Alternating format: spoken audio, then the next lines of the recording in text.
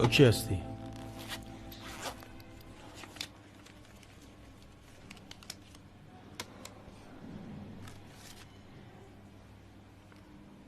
من خودم وکیل دارم.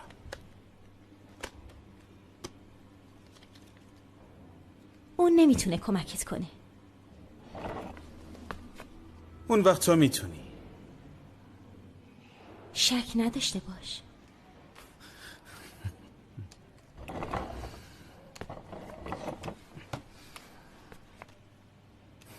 خانم خوشگله، برو آرایشتو تازه کن و پودر بزن. تو این کارا هم دخالت نکن. تو هیچ میدونی با کی داری حرف میزنی؟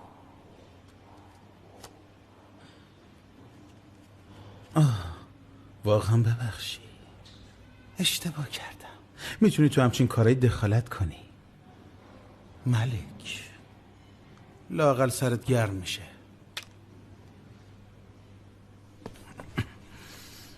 منو نگاه کن. یه ذره هم برام اهمیت نداری. موکلم جلال دومان خواست، منم اومدم. مادرت از دوری تو داره قصه میخوره. به احترام اون اینجا. خب که چی؟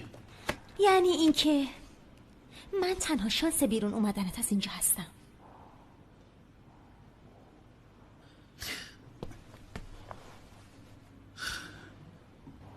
حواست هست؟ دلیل اینجا بودنم تو و موکل جلال دومان هستین. میخوای راه سخت رو انتخاب کنی؟ خانم خوشگله، یه رازی بهت بگم. من به خاطر اون مرتیکه جلال اینجام. تازه اومدین بهم میگین میخواین کمکم کنین؟ اگه یه بار دیگه بهم بگی خانم خوشگله، تاوانشو بد جور پس میدی. خیلی ترسیدم. خانم خوشگله،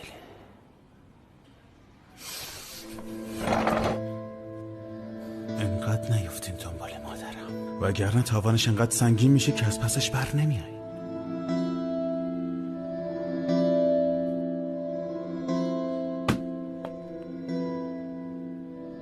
ببینم تو فکر کردی کی هستی؟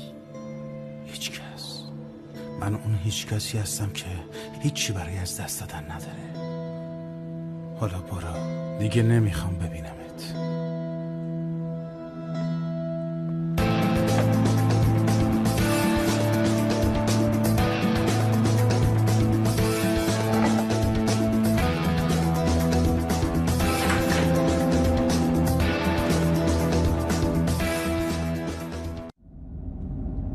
چه جور آدمیه؟ یه دیوونه کامل. گفت دیگه نمیخوام ببینمت. خیلی خوب، هر کاری دلش میخواد بکنه. گرچه حقشه یه درس حسابی بهش بدیم، چون دختر یکی دونه منو ناراحت کرده.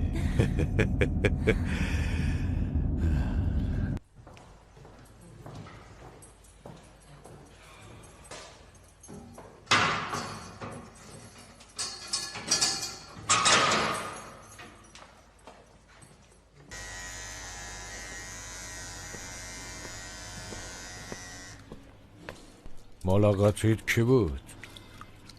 آدم مهمی نبود. برش کن بابا.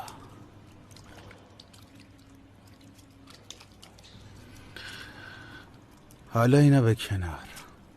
این کنجکاویه تو رو کجای دلم بذارم؟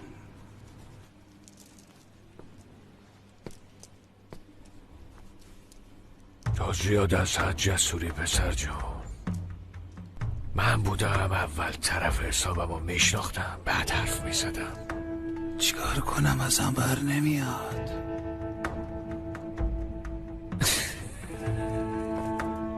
اونو که خودمونم دیدی.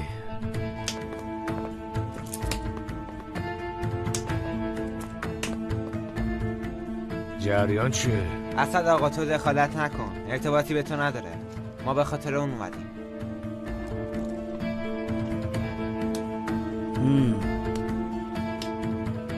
رو رئیس آقای اسلحه کشیدی؟ فکر کردی بی جواب میمونی؟ آره رئیس یوسف بهت سلام مخصوص رسون. سلامت باشه.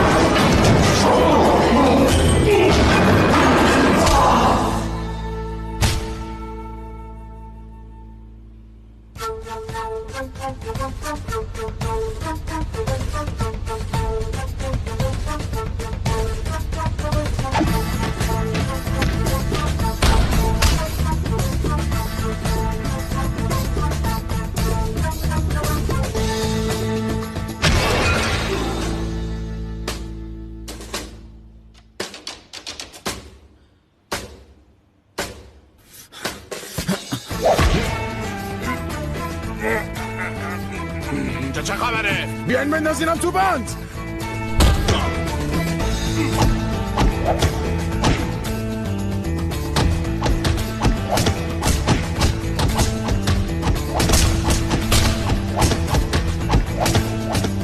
ببرینک.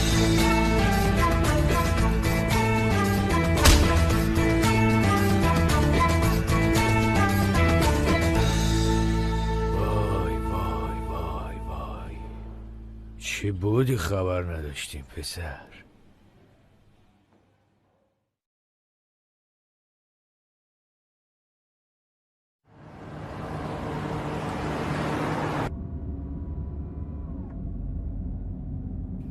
خاله فوسون جونم، خوشحال باش دیگه. دلتنگی ها تموم شد.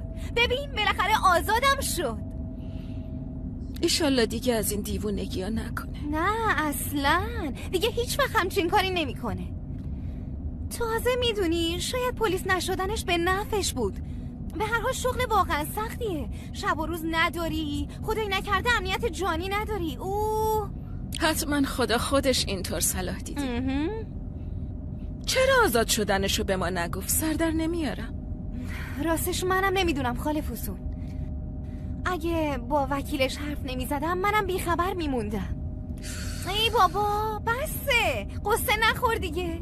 همه چی مثل قبل میشه، همه چی درست میشه. حالا میبینی.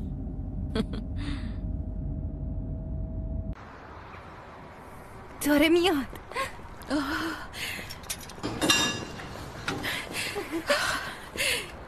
پسرم عزیزم، بیا اینجا ببینم کله شب. اینجا چی کار میکنین؟ چرا تا اینجا اومدی؟ پسرم این چه حرفیه؟ مبارک باشه پسر دیوونه. بلا به دور باشه. تو مامانو برسون خونه، منم بعدم میام. پسرم ما به خاطر تو اومدیم اینجا. خیلی خوب مامان، شب میام. مادر بذار بچه کم بگرده یه هوایی به کلش بخوره. پسرم تو چه کاری میتونی با این آدم مامان داشته جان باشی؟ برو، شب میام پیشت. برو دیگه.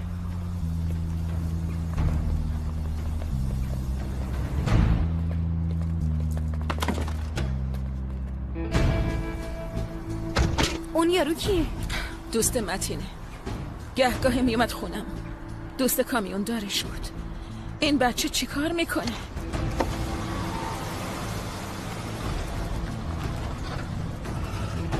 انگار یکم مادرتو عصبانی کردی. کارش نمیشه کرد. باید به بعضی چیزها عادت کنه. مثلا باید به چی عادت کنه؟ قصد داری چی کار کنی؟ والا نمیدونم چی کار کنم آقا اسد. فقط میدونم چی کار نمی کنم. دیگه پلیس نیستم. بیا.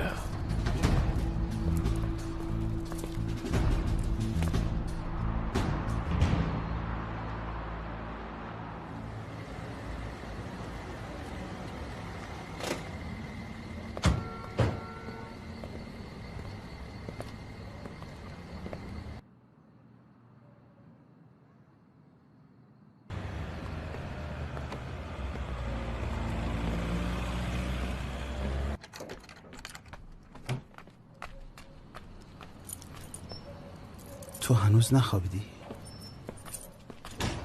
این کارا چیه میکنی؟ هیچ میدونی اون آدم کیه؟ حالا هر کی مامان. یعنی چی هر کی؟ اینم یه آدمیه مثل پدرت. دیگه برام مهم نیست، به من ربطی نداره. چطور میتونی این حرفو بزنی؟ اون آدم مثل تمام چیزایی که ازشون نفرت داریم. پسرم ما الکی این همه سال زحمت کشیدیم، الکی فرستادم درس بخونی، این همه زحمت کشیدم، سختی کشیدم که آخرش مثل پدرت بشی. درس خوندم چی شد؟ حتی نذاشتن پلیس بشم. برای همینم چه قبول کنم چه قبول نکنم من پسر متین ایلماس هستم. واقعا متاسفم که این حرفا رو از زبون تو میشنوم. پسرم عزیزم، من یاد برادرت امید و با تو زنده نگه داشتم. اگه به راه بد کشیده بشی یاد اونم لکه دار میکنی. اگه برای خودت احترام قائل نیستی حداقل برای اون احترام برادرم قائل باش. قاطی این موضوع نکن. من دیگه اینم تموم شد. سر عقل بیا. عقلم سر جاشه، حتی بهتر از هر وقت دیگه. بهتر منو همین جوری قبول کنی. غیر از این که یکی مثل بابام باشم چاره دیگه ای برام نذاشتن.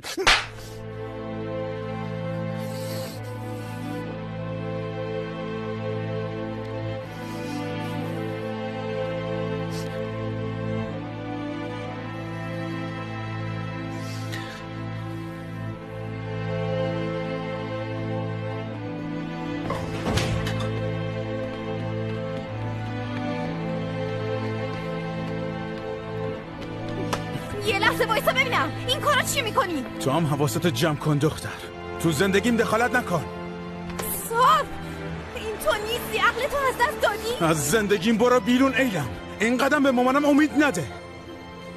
برای چی آوردیش مراسم فارغ التحصیلی؟ برای چی آوردی جلوی زندون؟ مگه تو خودت زندگی نداری ها؟ دست از سرم بردار دیگه. اون زنم راحت بذار.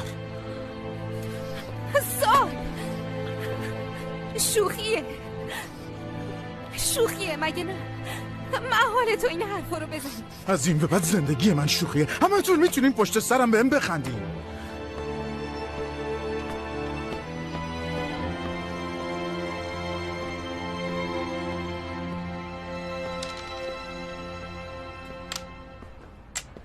اوه خیر باشه این وقت شب. نکنه تفریح کافی نبود؟ یه جا برای موندن میخوام. دیگه نمیتونم تو خونه بمونم. اختیار داری. زود برات خونه پیدا میکنی. نه یه جا تو گاراژم کافیه. مگه میشه پسر؟ آره داداش میشه. فقط بگو میتونم بمونم یا نه. این چه حرفیه؟ آلپر زود اتاق پشتی رو برای داشتمون آماده کن. زود باش. چشم آقا. حله. دمت گرم.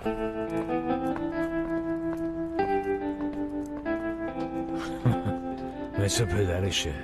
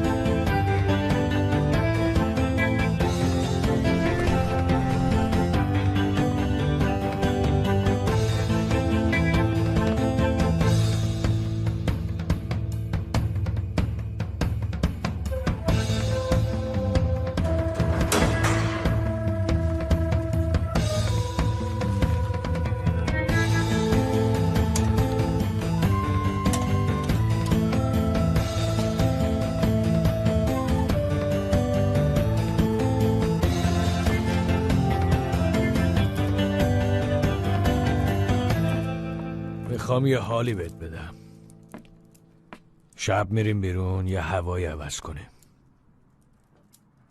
منو بیخیال شو رفیق. میخوام بخوابم. مثل کابوس افتاده گوش گاراژ. هر کی نگات میکنه افسردگی میگیره. پاشو بنی. پاشو. آلپر اول سر وضعتو درست کن. زود لباس بپوش بیرون منتظرتم.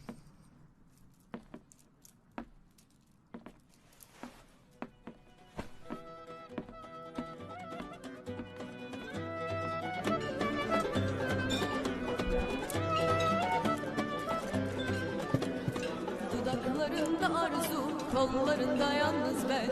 Sana bakan bir çift göz, ben olayım sevgilim.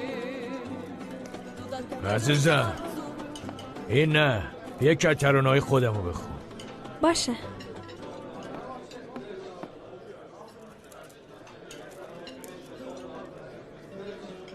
ای داد تصادفو ببین. این دیگه اینجا چی کار میکنه؟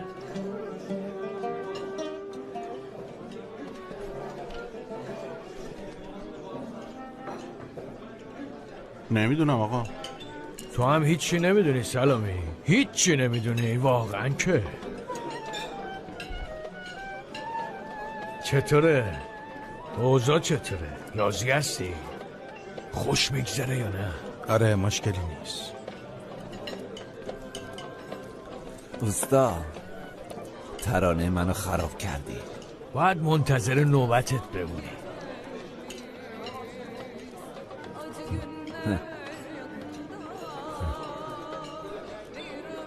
اجازه هست؟ بفرما بشین.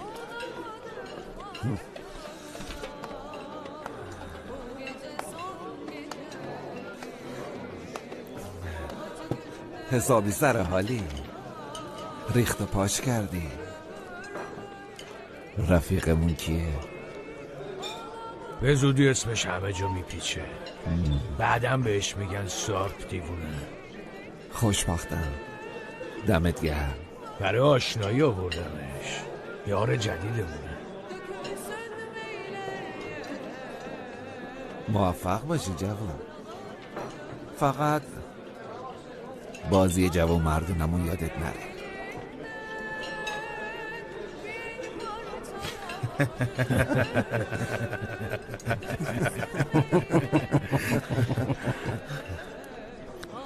هی راستی کار جدیدت مبارک. اینم اینجوریه. زود همه چیو به کار ربط میده. این حرفا رو بذار کنار روستا. وارد مزایده‌ای شدی که من میخواستم وارد بشم. یه قیمتی دادی که همه چی رو خراب کردی. که چی؟ منظور؟ خب میخوای چی بگم اوستا؟ رسمش اینه.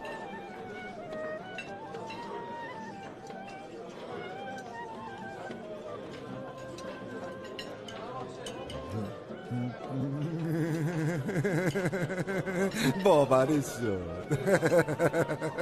باورش شد. شوخی بود بابا، شوخی کردم.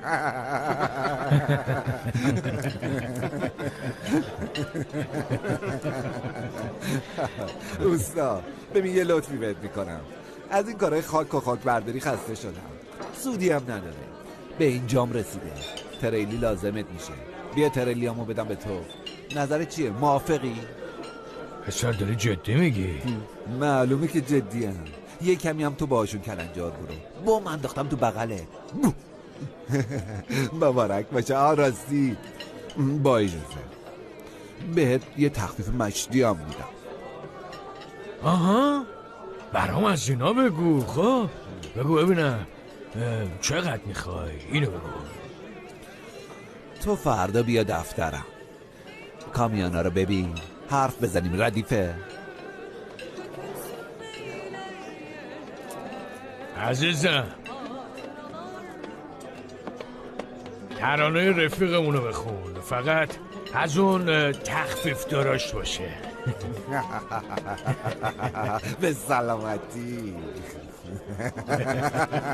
به سلامتی.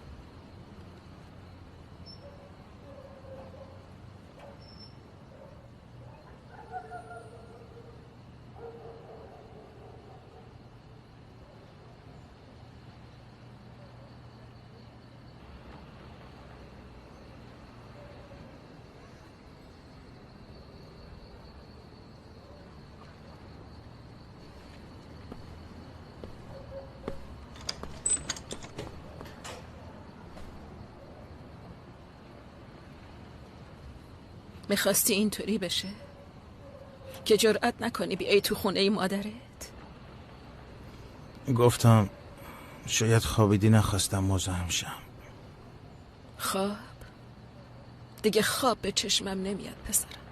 تو منو کشتی، خواب چیه؟ مامان از این حرفا نزن.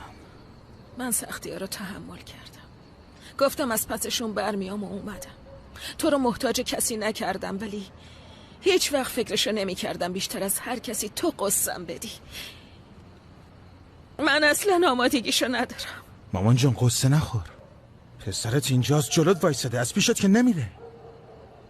پسرم که هم نشین قاتلا شده، تازه میخواد کنار منم وایست. اگه اینطور پیش بری از سارپی که من میشناسم هیچی باقی نمیمونه. اون سارپی که میشناختی نذاشتن پلیس بشه، حالا اونا منو نمیشناختن. لااقل تو دیگه مثل اونا رفتار نکن.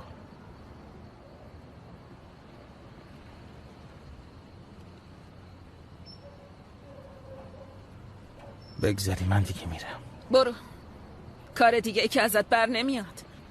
وقتی تو زندون بودی منم تو زندون بودم، روزا و شبا و ساعتا رو شمردم. بعد تو از زندون اومدی بیرون، ولی منو توی یه زندون تاریک تنها گذاشتی. باشه پسرم، برو، خیر پیش.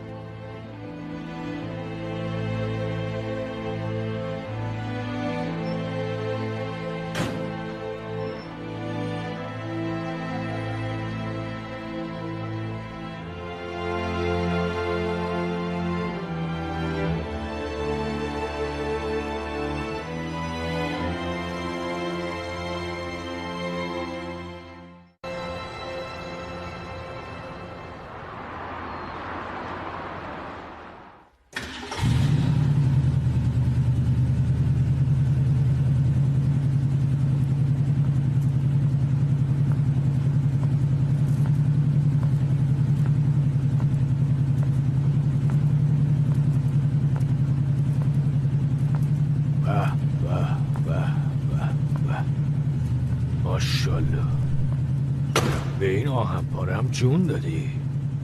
پسر کاری هست که دستت بر نیاد. اینجوریش نبین، ماشین ردیفیه، فقط کسی بهش نرسیده. زود باش، حاضر شو، باید بریم. کجا؟ میریم محل کار رفیق دیشبی، یه نگاهی به تریلیاش بندازیم. بگیر، یکم هم آهنپاره منو برون.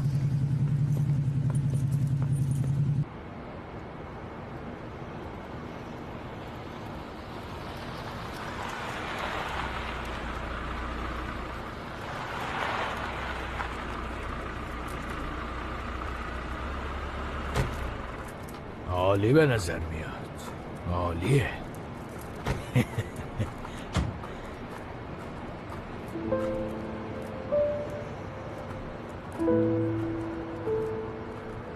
این سارپه.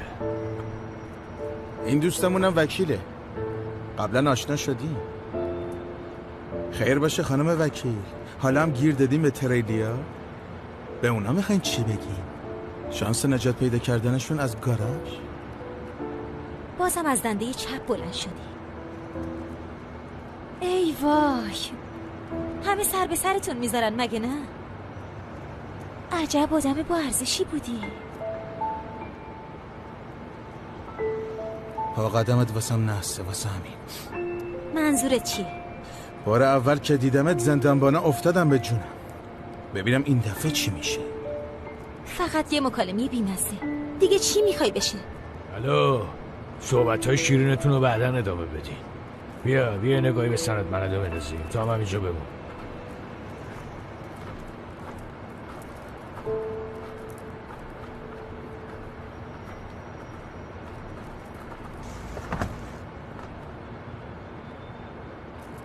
ای بابا، پس این عمر کجاست؟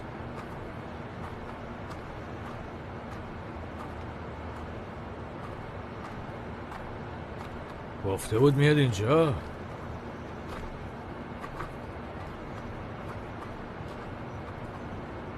آی داداش، عمر نیست؟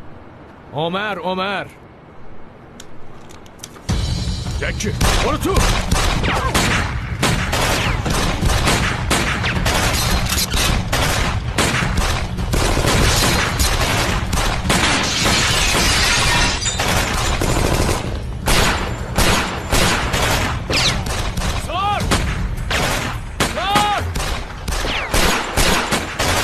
شرف فرار کرد.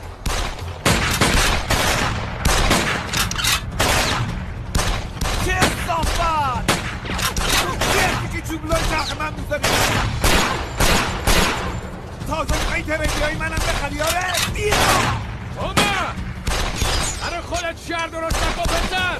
نمیدونی داری پارو تو به کی میذاری. تو هم نمیدونی با کی درافی دیگه هیچ کاری ازت بر نمیاد من میشه.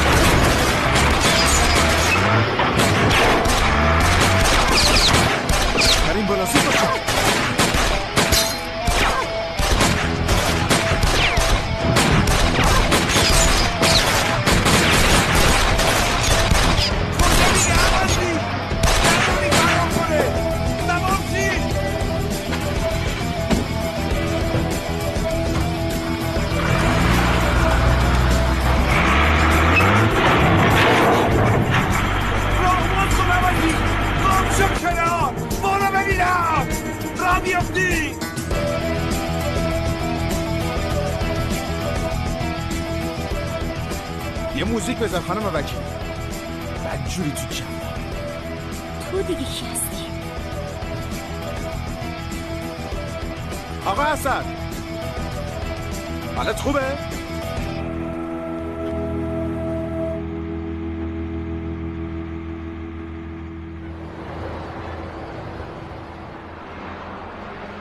به به به به به به به برادرزاده نازنینم اینو مخصوص بابا درست کرده. بفرما بابا. نوش جان. اول ملک. جونم فدات. ممنون. بفرما بابا. خیلی خوب بقیهش رو بده به مینیک. زود باش ببرش کشش نده. رو چشمم بابا. نذاشتن اشتها برام بمونه. بابا نمیدونستم عمر بیشرف تله گذاشته بود. دخترمو برای چی بردی مردک؟ مگه عقل نداری؟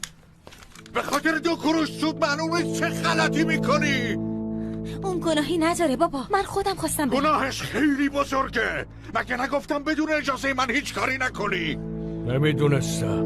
وقتی حرف سندمند شد فکر کردم اگه ملکم با خودم ببرم بهتر میشه. فکر کردی؟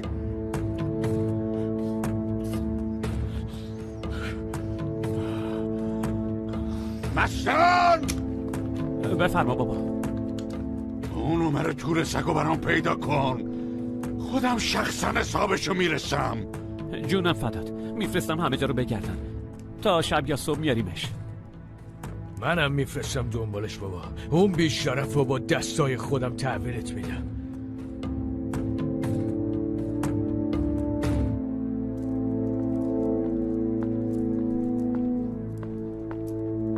بفرما. دست درست.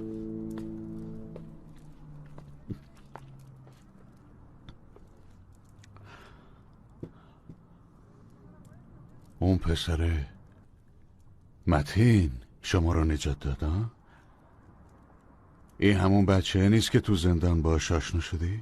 خودشه. سارپ. اسمش سارپه. اگه اون دیوونه نبود الان اینجا نبودیم.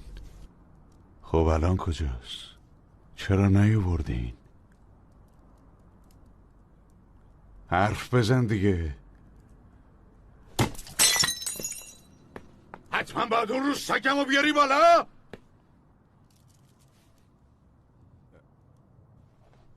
بابا میخواستم بیارمش خدمتت ولی چی؟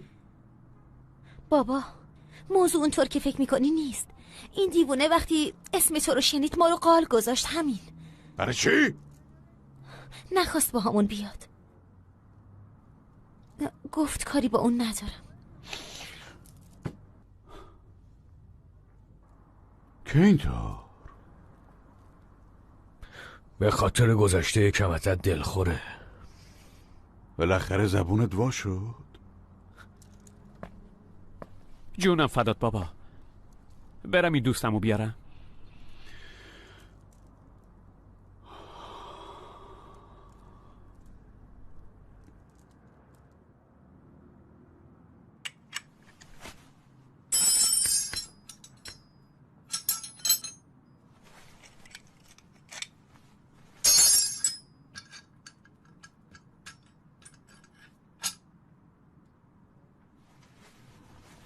دمت کرد. مخلصی؟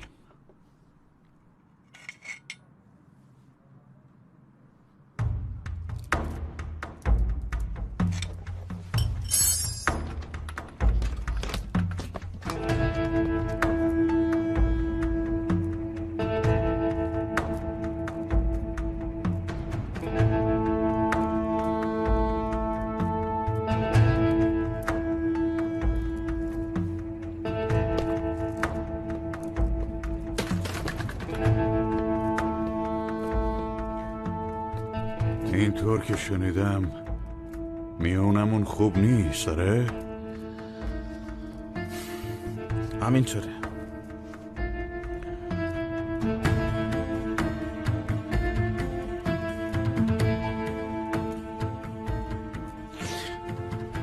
قصتو شنیدم. پسر خیلی شجاعی هستی. راه و چاه کارارم یاد گرفتی. بچه‌های ما رو از زیر رگبار گلوله نجات دادی. فقط یه چیزی ذهنمو مشغول کرده. چرا قبلا این کارا رو نکردی؟ چیا؟ این کارا رو.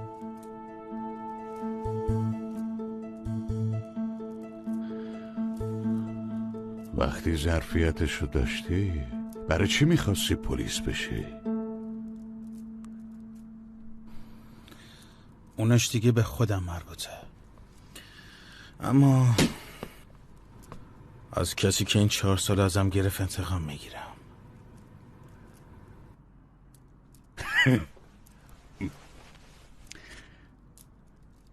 تو اصلا شبیه بابات نیستی یا؟ عجب. این اواخر برعکسشو شنیده بودم. اشتباه شنیدی. تو سوا و مرحوم سوا.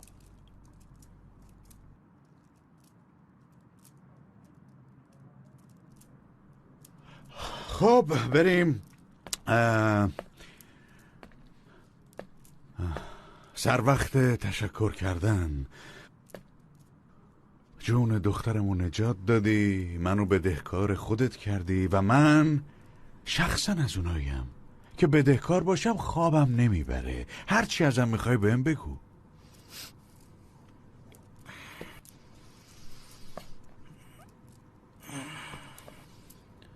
اینو بده.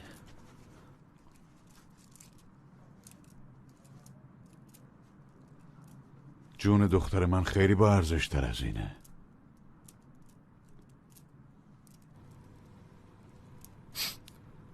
پس اینو بذاریم به حساب بدهی اسد آقا. آها. آره این یکی میشه. مگه نریش خرمز؟ ولی بدهی اصلی هنوز سر جاشه. اون کارو به خاطر چیزی نکردم. یه تشکر کافیه.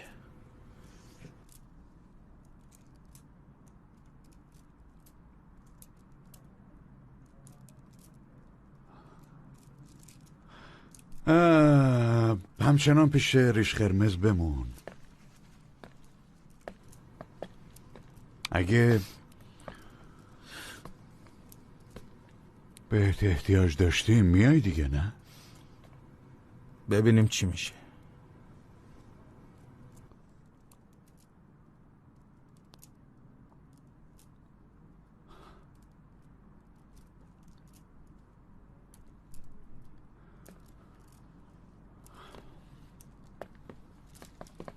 آدم متفاوتیه مینیک، میبینی؟ ببین بدهی از خودت میگیرم، این راحتی ها نمیتونی از دستم خلاص شی. ببخشید ماشینو میگم، وقتی راش انداختم با هم میریم یه دوری میزنیم. قبول؟ خوشگله.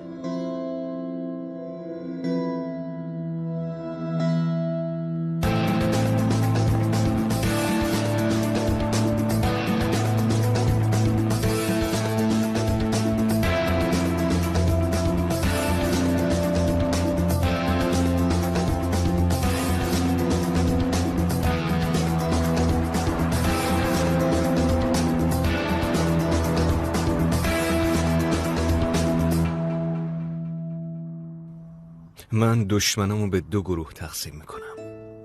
1 اونایی که اگه تو شرایط دیگه باشون روبروشم میتونم دوستشون بشم. 2 اونایی که تحت هر شرایطی دشمنم میمونن. این یارو سارپ از گروه دومه. میدونستم یه گندی بالا میاره. درست روز فارغ التحصیلی روتون اسلحه کشید. رئیس یوسف!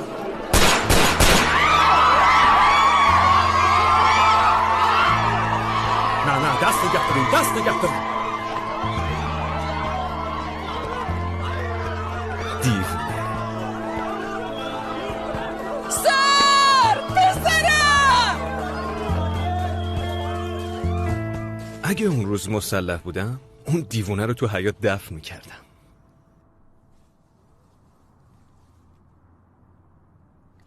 خب مرد، میدونی برای چی صدات کردم؟ یه حدسی میزنم. گوش میکنم. رئیس افسانه‌ای ستاد فرماندهی احتمالاً منو برای تیم خودش میخواد. مرد، من کیا رو توی تیمم راه میدم؟ فقط کسایی که تو دانشکده پلیس اول میشن. خب پسرم، مگه تو توی دانشکده اول شدی و من بیخبرم ها؟ نه رئیس، نفر اول سارپ بود، من دوم بودم. یعنی اگه سارپ اون روز اون کارو نمیکرد؟ مرد الان اینجا نبود، درسته. اما قول میدم اگه منو وارد تیمتون کنی یه سینی باقلوا برای سارپ بگیرم. شاید هم دوره این تو زندون که بود هوس کرده باشه. گوش کن پسر، بهت یه فرصت میدم. من میگم 3 ماه، تو 6 ماه در نظر بگیر. اگه تو اون مدت کارایی که ازت خواستم انجام دادی که هیچ، وارد تیمم میشی. وگرنه آخرین صحبتمونه، دیگه از این در نمیتونی بیای تو. و دیگه هم هیچ وقت نمیتونی منو ببینی. خوب فهمیدی؟ خیلی ممنون رئیس. حالا برو.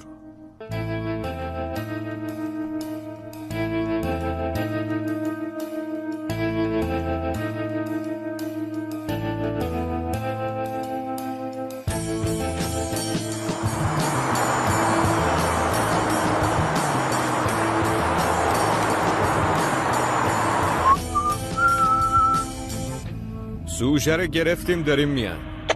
دریاب شد تمام. ببین نمیخوام هیچ خبرنگاری اونجا باشه، فهمیدی؟ فهمیدم، از در پشتی وارده. در پشتی عالیه.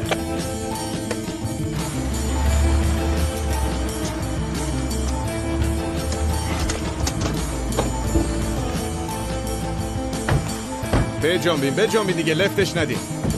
زود باش پسر.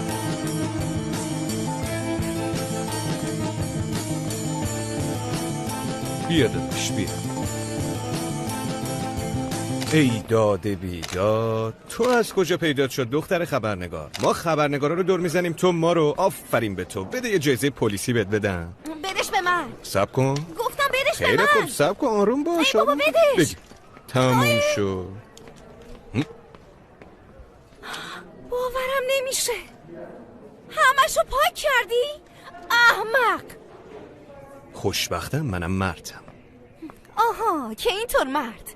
حالا که اینطوری شد دوباره میگیرم، بفرما. نگیر دختر خبرنگار، نگیر. ببین اگه از این آدم عکس بگیری و خبرشو چاپ کنی چی میشه؟ عملیات لو میره. کی دوست داره عملیات لو بره؟ هم دسته این آدم که بیرونن. دیدی میتونیم حرف همو بفهمیم. آها راستی یه چیز دیگه.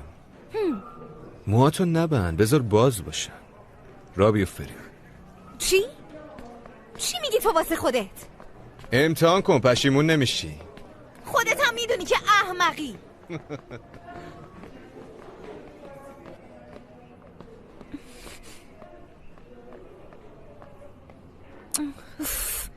اصلا غلط میکنی نظر میدی.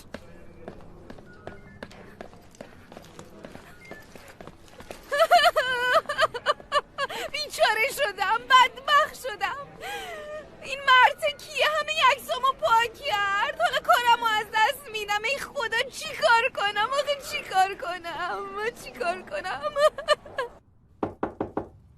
بیا تو.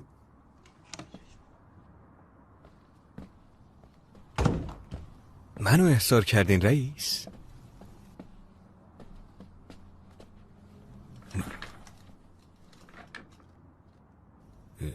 موضوع چیه رئیس؟ موضوع دختر خبرنگاری که تو راهروهای اداره گریه میکنه. دختر خبرنگاری که گریه میکنه؟